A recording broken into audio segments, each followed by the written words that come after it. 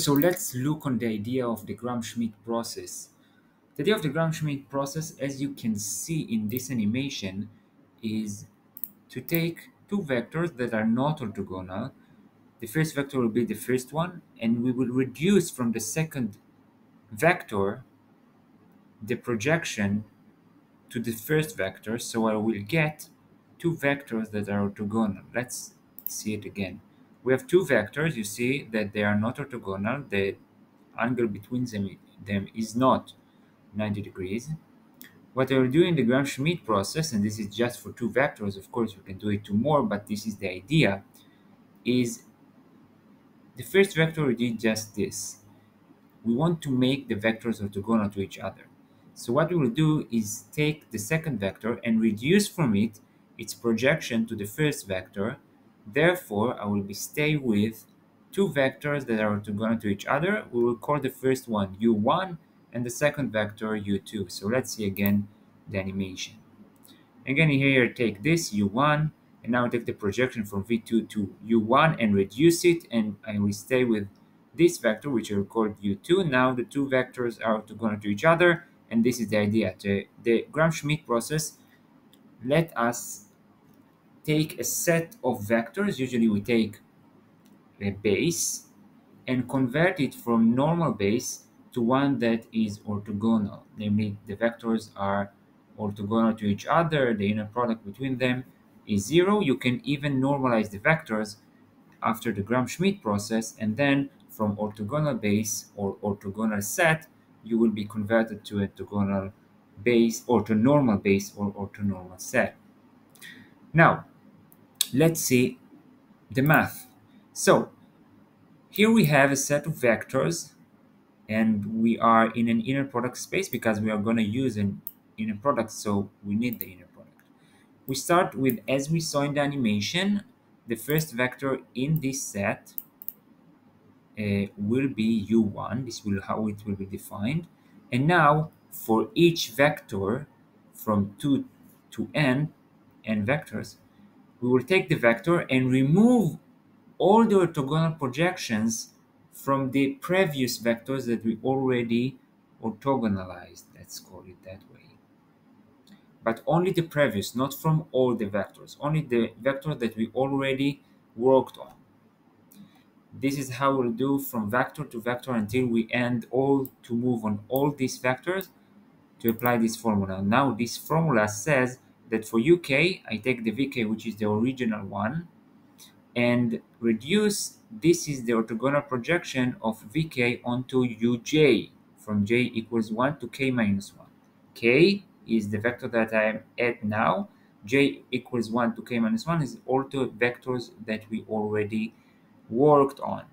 So I take the inner product between the vk and uj, divide by the inner product between uj times uj, which is this one. This is just the orthogonal projection of vk into uj. And we remove this.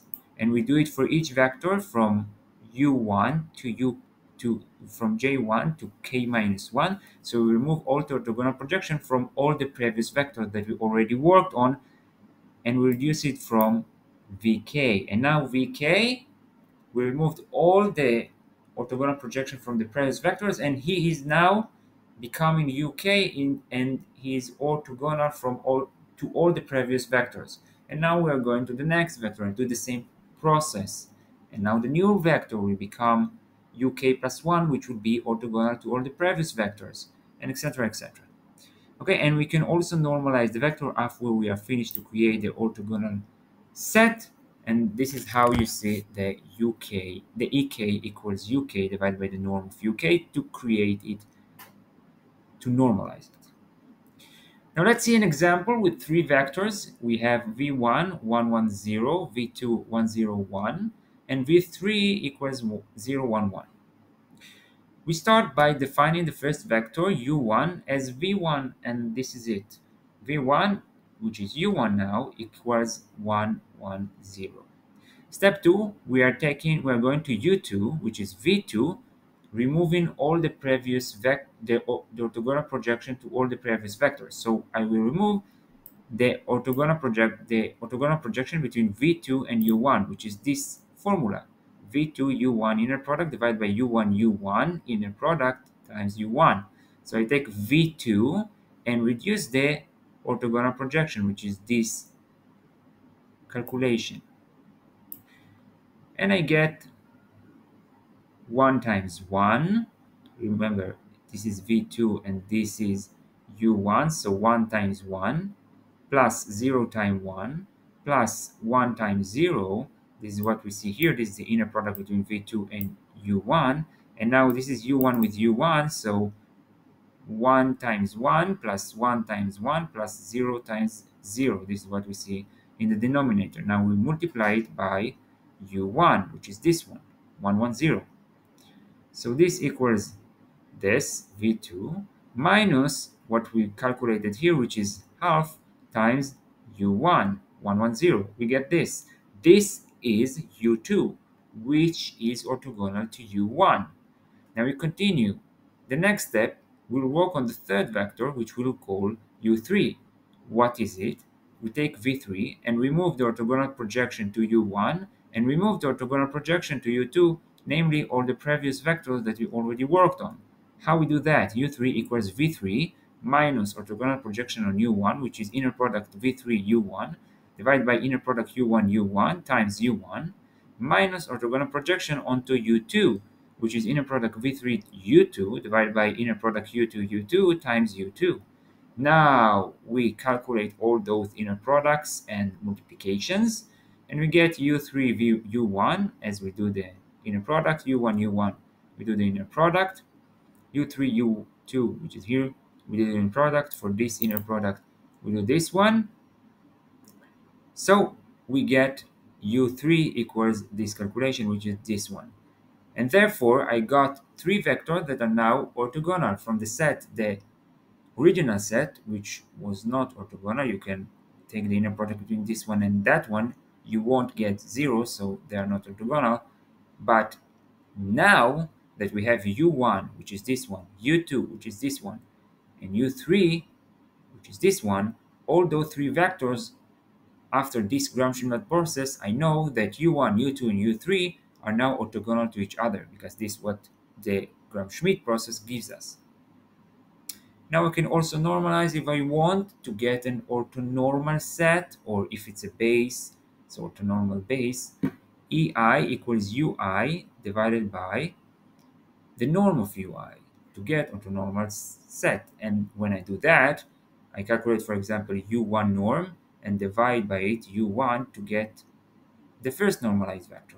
I do it for E2, for U2 with E2 and E3, and those three, which are those one, are orthonormal to each other.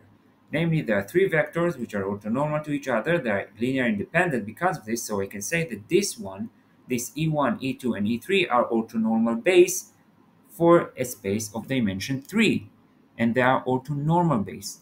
And you saw now how we use the Gram Schmidt process to basically turn a set of vectors into orthogonal set, and in this case it was orthogonal base, and then we take it even one step further and turn the orthogonal base or set, depending if it's a set or a base. Anyway, taking this and taking it another step to being orthonormal by normalizing each vector in the set we got from the Gram Schmidt process. Okay, so this is it about the Gram Schmidt process, its main formula. Again, we can see the animation for understanding the idea of removing the orthogonal projection each time from the vectors and creating orthogonal vectors, again by removing, as you can see here, the projection. And again, we do it for each vector, and on each vector we look on the previous vector that we already worked on and remove the projection from them and get going to the next vector. Thank you very much. This was about the Gram Schmidt process and its very important formula and an example. Thank you very much, and that's it for now.